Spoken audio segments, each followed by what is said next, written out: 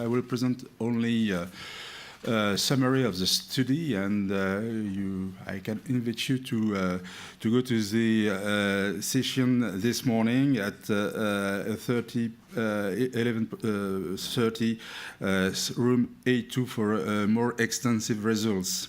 So the HL 2011 study was dedicated to advanced Hodgkin lymphoma. So the purpose of the study was to evaluate in a strategy of de-escalated treatment in patients with advanced Hodgkin lymphoma who reach metabolic response after 2 cycles of escalated BEACOPP to allow to obtain disease control similar to 6 cycles of escalated BEACOPP with a lower toxicity.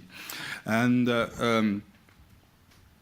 the study randomized 823 patients who were randomized between the experimental arm, testing the de-escalated strategy for patients with negative PET2, and after 2 escalated BEACOPP, patients received 4 cycles of ABVD, and the dose intensity was maintained only for patients with positive PET2 who received 2 escalated BEACOPP. This experimental arm was compared to a standard arm with 6 escalated BEACOPP.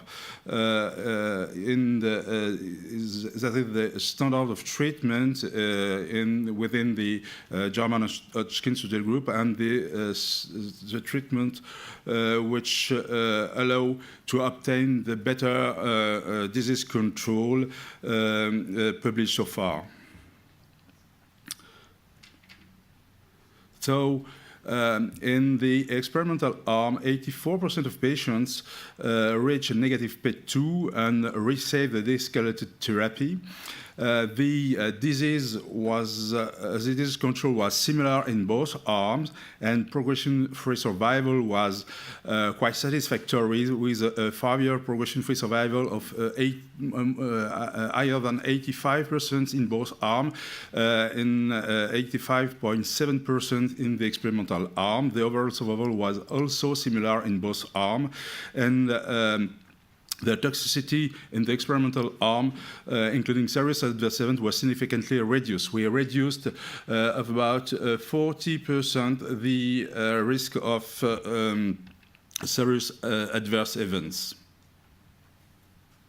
So, PET performed after 2 cycles of escalated BEACOPP can safely use to guide subsequent treatment and support the response-adapted strategy delivering 4 cycles of ABVD for patients with negative PET2, and we can reduce the treatment in most patients, 84% of patients, without impairing the disease control.